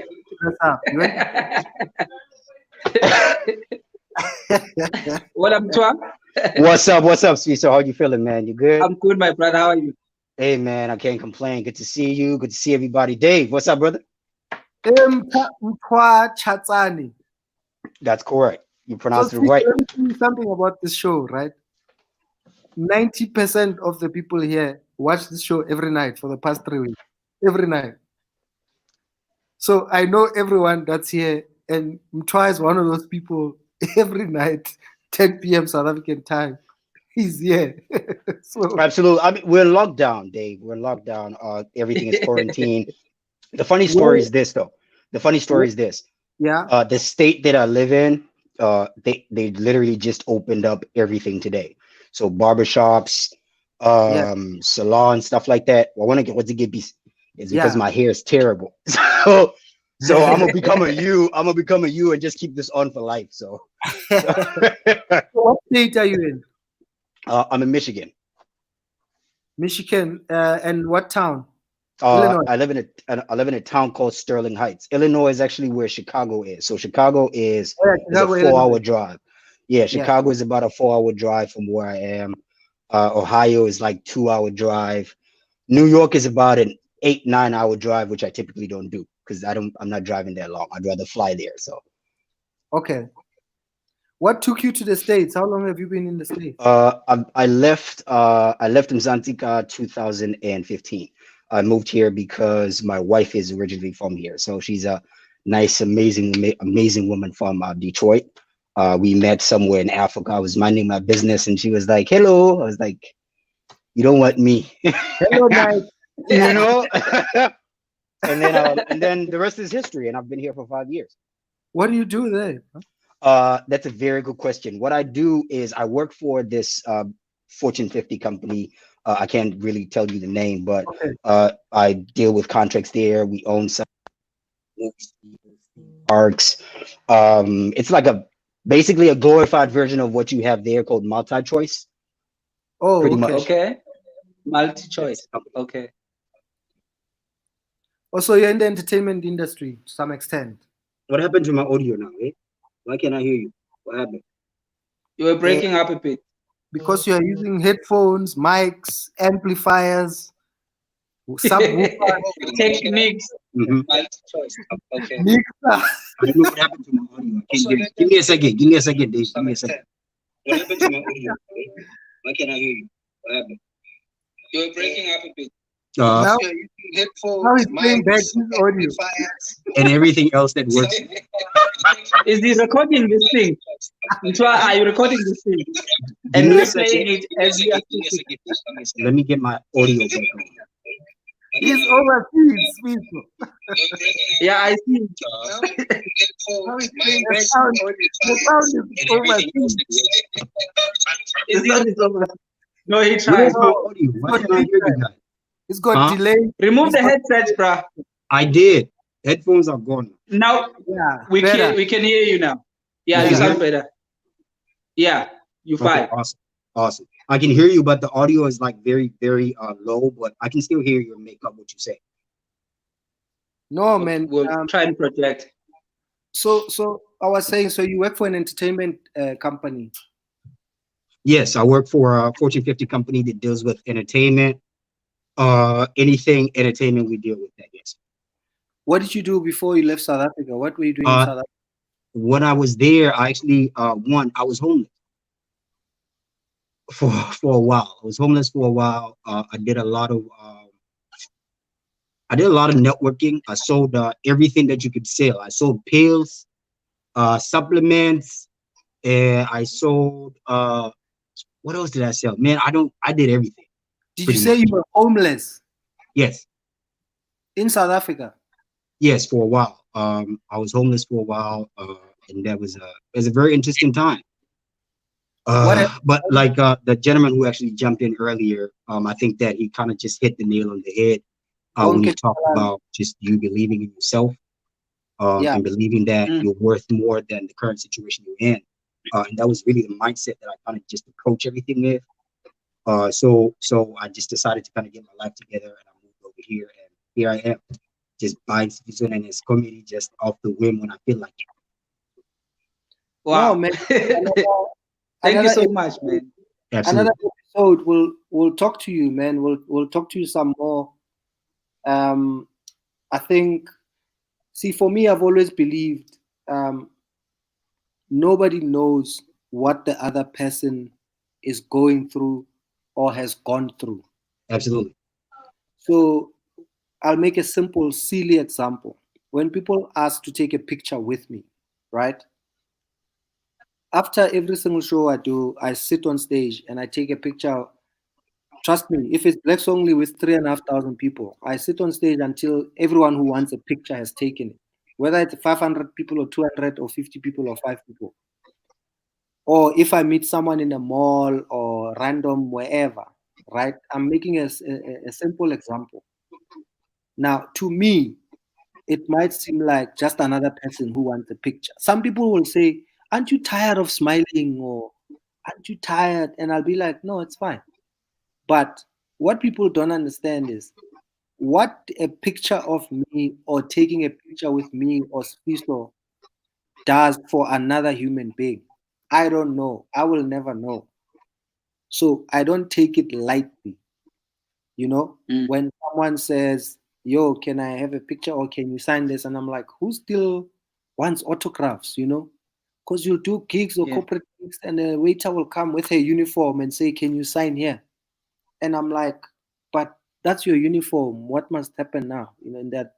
So the fact that Umtwa is saying to us he was homeless when he lived in South Africa, and 5 years later he's working for one of the top entertainment companies in the world. He's in the US. He's probably with the woman that he loves, love of his life. There's so much more to people that sometimes all we need to do is just listen. That's all we need to do. Yeah. Okay. You know, Absolutely. True, man. like random a guy who sells newspapers will randomly talk to you, or like a security guard at the gate where you live, and you just listen to these people for 1 minute or 5 minutes, and you realize there's like something you can do that won't even cost you money sometimes. Absolutely. Change their lives.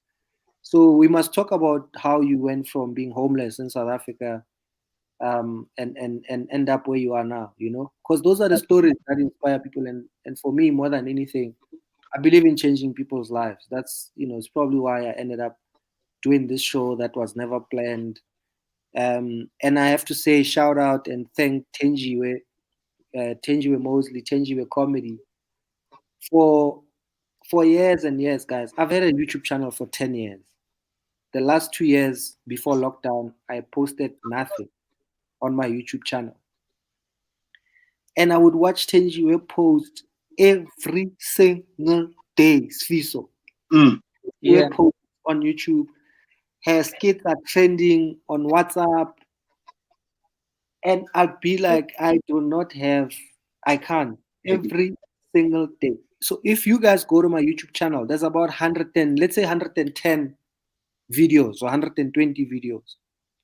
Tenjiwe has 900 videos Yes. already posted. Ne? She's only been on YouTube 3 to 4 years.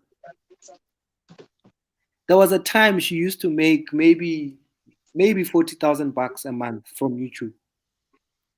Besides stand-up comedy, whatever, she's a fully qualified lawyer. She's got a house in South Africa. She's living in London half the time. Her discipline when it comes to YouTube. Mm. And but just talking to her, guys. You know, when I first saw Tenjiwe performing, she was opening for Celeste, ne? All I saw was, who's this chick who performs and drinking on stage when she's doing her act? That's all I knew about Tenjiwe.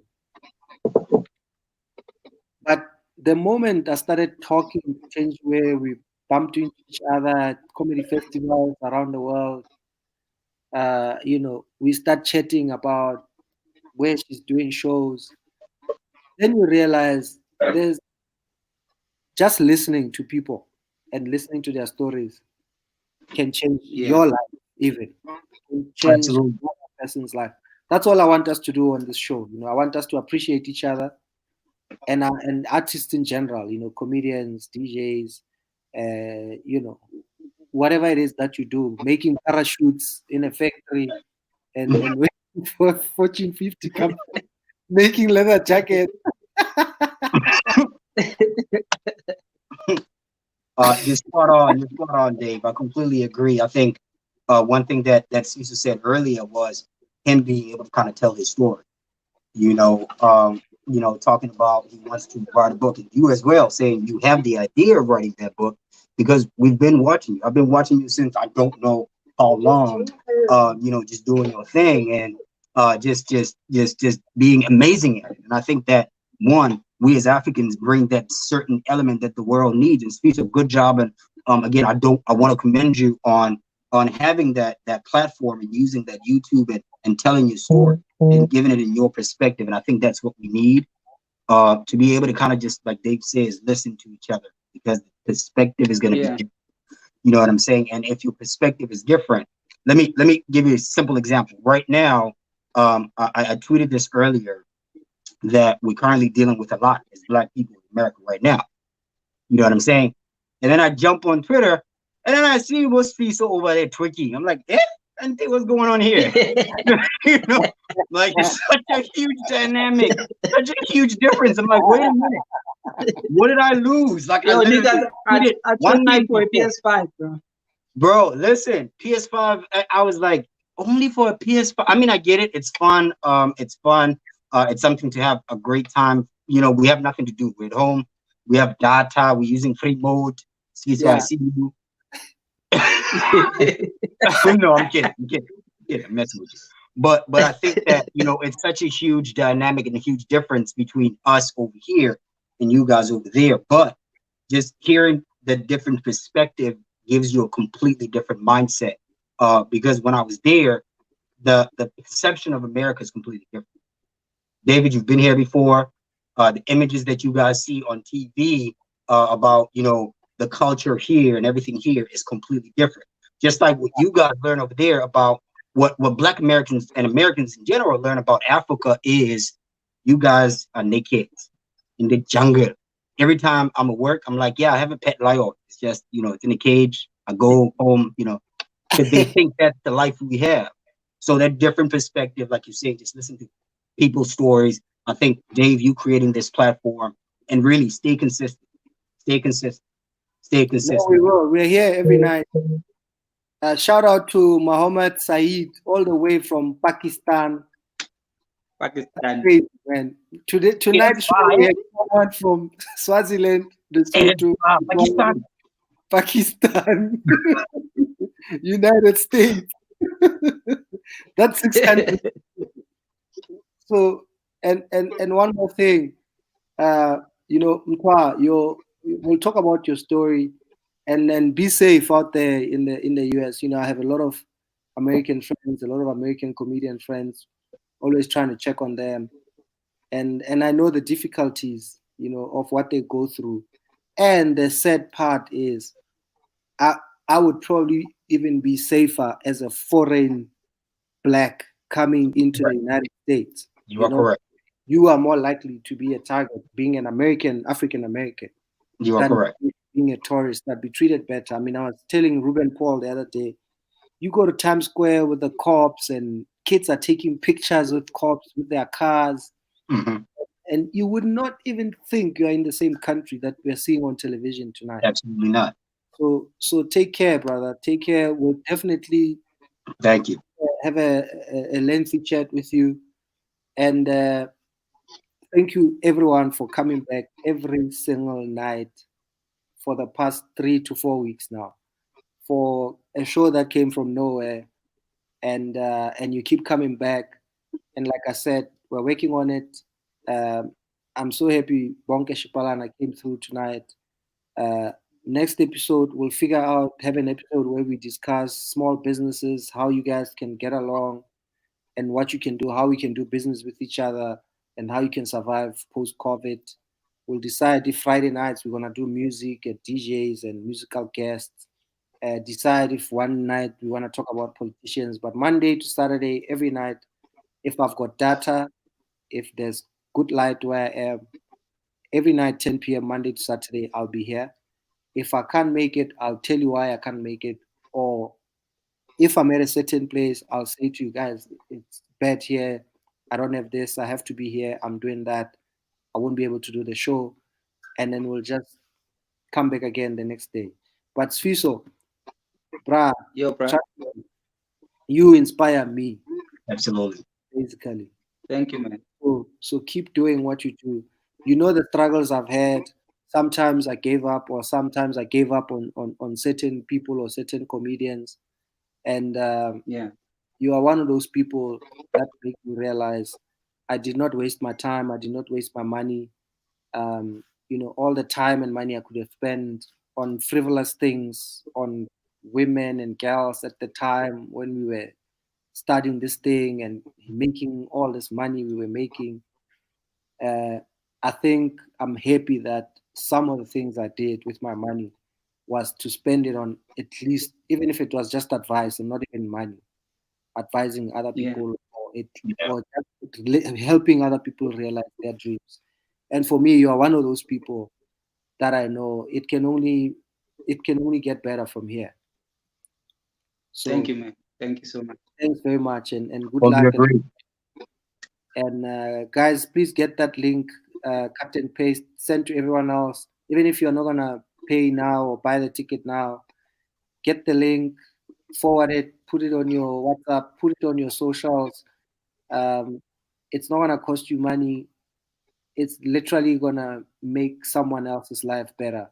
Mhm. Someone else might be looking for Sifiso's material, looking for his new material, his new show. Let them know it's here. And otherwise, just find Quicket. I think the link has gone out of my stream. But go to Quicket, guys. Oh, they can follow me. Go to Sifiso Nene's. Sifiso Nene has it on his YouTube. What's this thing? I think he has it on his Twitter. Right on his Twitter bio, he has the link right on his Twitter bio. So if you go straight on Sifiso Nene's Twitter bio, the link to Cricket is right there. So follow Sifiso Nene, guys, on his social media. I've got it right. It's Sifiso Nene. Yeah, that's correct. That's correct. That's my thingy on Twitter and Instagram. Yeah. Well, that's where I'm at. It's been 2 hours, 2 minutes, guys. And shout out to Mara for coming. Nice. Thank you very much. Bonnke Shipalana, Power of One, CEO of the Allure Group. Shout out to Sifiso Nene, ladies and gentlemen. My name is David. Thank you, Gal. sir. You guys are amazing. Sorry about all the noise, and my kids were a bit all over the place today. Unruly. They were unruly. Use a condom. That's my advice to all of you guys. Yeah. Thanks, guys. Subscribe. Let me go. Oh no. Okay, I know what I'm gonna do. So I'm gonna add a goodbye. Goodbye from David Carl Live. I'm gonna go and add that banner. You're Okay, figuring cheers, out, brother. though. You're figuring out this whole technology thing, so that's good. Every day we add something new on StreamYard. Thanks, guys. Okay, sharp. Sharp.